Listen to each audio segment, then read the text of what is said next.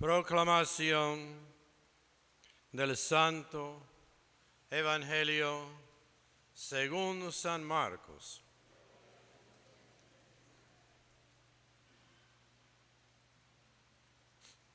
En aquel tiempo Jesús y sus discípulos se dirigieron a los poblados de Cesarea de Filipo.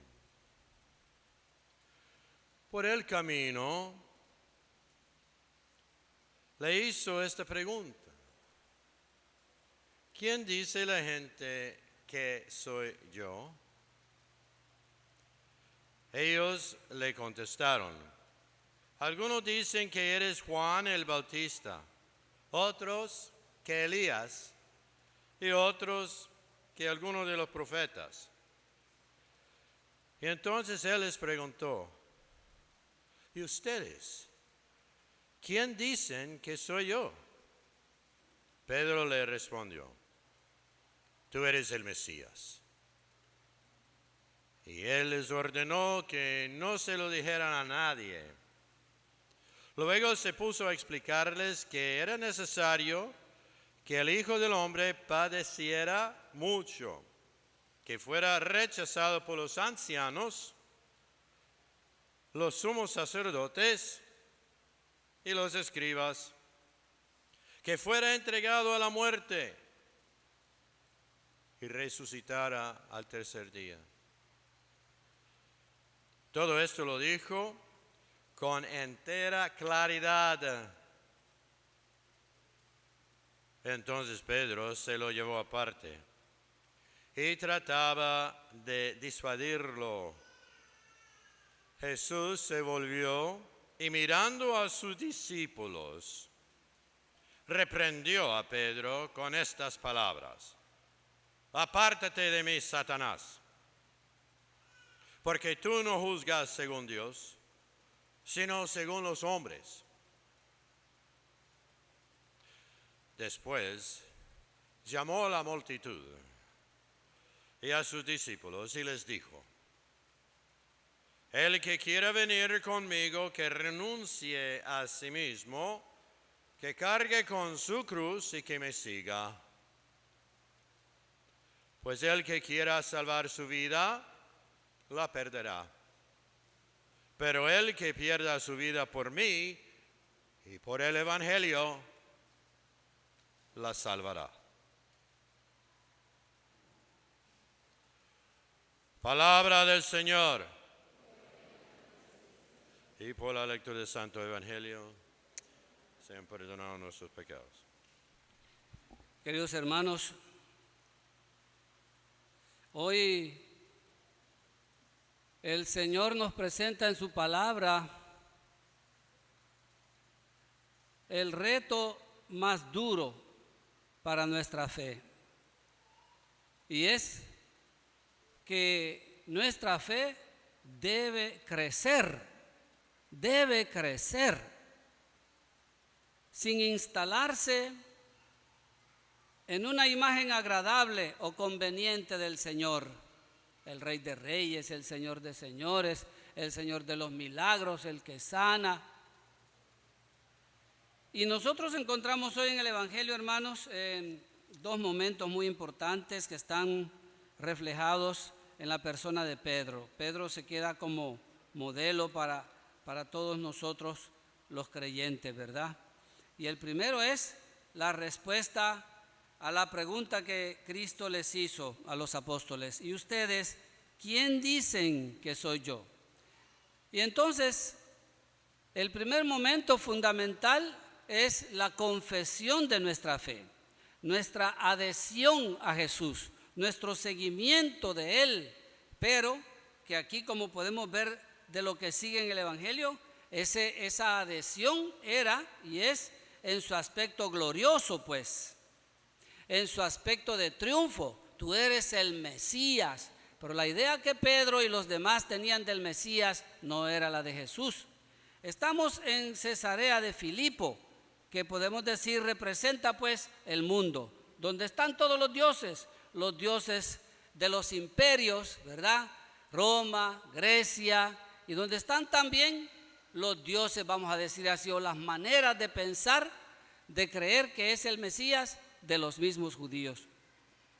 Entonces, es una confesión de fe parcial la que vemos en Pedro. Tú eres el Mesías. Pero por eso Jesús, porque es parcial, Jesús les ordena que no se lo digan a nadie, pues, porque en realidad, en el fondo de las cosas, muchos de los judíos tenían la idea del Mesías como el mayor conquistador de este mundo, como el más grande conquistador de la tierra, ¿verdad? Que jamás haya existido ni va a existir, y que aplastaría a todos sus enemigos completamente, sin dejar rastro. Ese era en definitiva el concepto de Mesías, y entonces por eso Jesús les manda a callar. Imagínense Jesús enfrentándose con ese concepto de Mesías y todo el mundo proclamándolo a él Mesías. Y el segundo aspecto, hermanos, que nos refleja Pedro y que queda para nosotros como modelo, es el rechazo que él hace al camino de entrega y hasta de muerte que Jesús plantea, y que plantea no solo para él, ¿verdad? Él dice, el Hijo del Hombre tiene que padecer mucho, ser rechazado, entregado a la muerte y resucitar. Es un rechazo a ese camino de entrega, pero no solo al de Jesús, sino al que Jesús le propone a todos sus discípulos, porque él dice al final, el que quiera venir conmigo, que renuncie a sí mismo, que cargue con su cruz y que me siga. Entonces, pues, el discípulo, en este caso nosotros, Pedro y nosotros, de seguidores incondicionales, podemos convertirnos en obstáculos satánicos para la misión de la salvación, ¿verdad? Pedro se lo llevó aparte y trataba de disuadirlo, como hizo el diablo con Jesús en Mateo 4, ¿verdad? En las tentaciones que se le presentan a Jesús. Por eso él le dice, apártate de mí, Satanás, porque tú no juzgas según Dios, sino según los hombres. Entonces, de seguidores incondicionales, hermanos, nosotros mismos los creyentes podemos convertirnos en obstáculos satánicos para la misma misión de salvación. ¿Por qué? Porque nuestra fe no creció, nuestra fe se quedó en la parte que nos convenía, ¿verdad? Entonces, pues, dos cosas ocurren en el pensamiento, o pueden ocurrir en alguien que tiene fe, pero que no quiere crecer en esa fe, quiere quedarse ahí, ¿verdad? Con lo primerito que le enseñaron. Y esas dos cosas, pues, ¿cuáles son? La primera, pues, que uno no quiere renunciar a su modo de pensar, un modo de pensar que es según el mundo, según le dijo Jesús al mismo Pedro, ¿verdad? Tú no juzgas según Dios, sino según los hombres. Y así nos pasa, nosotros nos apegamos a esas formas de pensar del mundo, ¿verdad? Y todo lo tenemos en blanco y negro, así como lo tenían pues los mismos judíos. Los buenos eran ellos y los malos eran los demás. Así estamos nosotros muchas veces, ¿verdad? En blanco y negro tenemos el corazón. Entonces, claro, uno no puede poner juntos la salvación que Cristo trae con el dolor, con la entrega, con la cruz. La cruz no va con la salvación. Muchas veces nosotros quizás hemos oído decir, pero si Cristo ya sufrió por mí, ¿por qué tengo que sufrir yo también? Entonces, no nos cabe en la cabeza, no queremos renunciar a esa forma de pensar. Y la otra cosa que se nos viene quizás a nuestro pensamiento es que tememos por nuestra propia vida. Pedro no está reprendiendo a Jesús muy delicadamente, aparte, no, eso no te puede suceder a ti, pero no es que solo a él, es que eso, si te sucede a ti, no sucede a nosotros, me sucede a mí. Entonces, es el miedo, ¿verdad?, de perder la propia vida, y por eso tratamos de convencer al maestro de que por allí no es ese el camino. Así que hay dos momentos, hermanos, en esa fe de nosotros, y en primer lugar es ese momento de la grandeza de la fe, en la cual nos sentimos llenos de luz y nos convertimos en luz para otros, ¿verdad? Nos sentimos fuertes, nos sentimos seguros y vamos y anunciamos y predicamos y en nuestra familia pues tratamos de orientar a nuestros hijos, a nuestro cónyuge en el camino de la fe.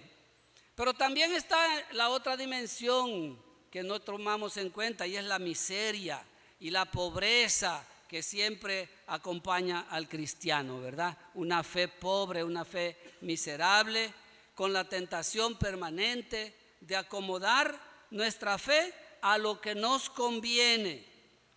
Así que Pedro, hermano, se queda para nosotros como nuestro modelo en la confesión de fe y en la negación de Cristo, en la negación de la fe también, ¿verdad? Son las dos cosas que van siempre juntas.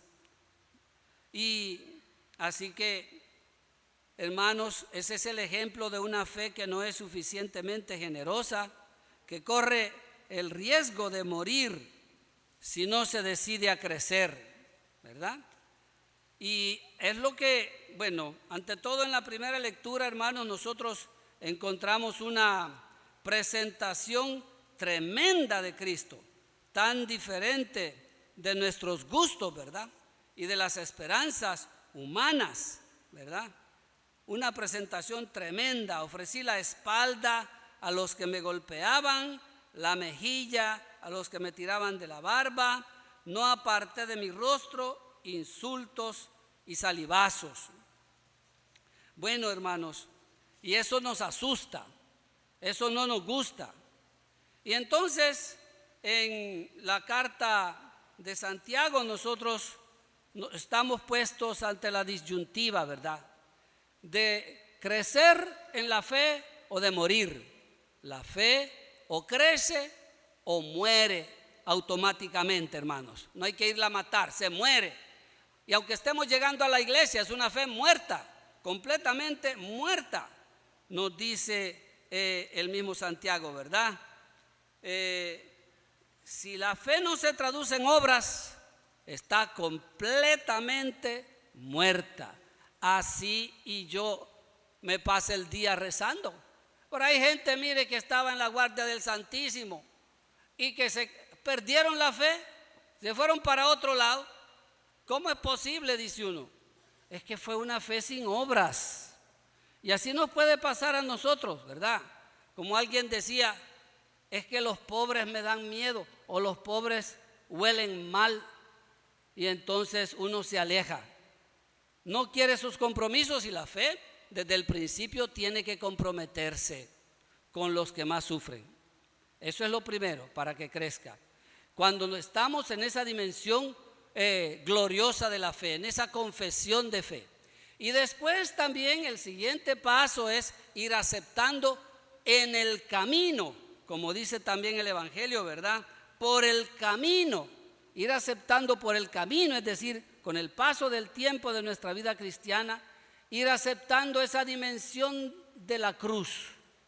Ir aceptando esa dimensión de la cruz, no simplemente en los demás, en mí. Cuando me llega esa cruz, del modo que sea, que hay mil formas, o esa entrega generosa, constante, que me hace sudar, estar todo el día bajo el sol, como dijeron aquellos trabajadores. Nosotros hemos pasado el día entero trabajando y hemos soportado el sol de toda la jornada. Esa también es otra forma de cruz, ¿verdad? Esa entrega generosa. Tenemos que ir aceptando eso, ¿verdad? Si queremos crecer.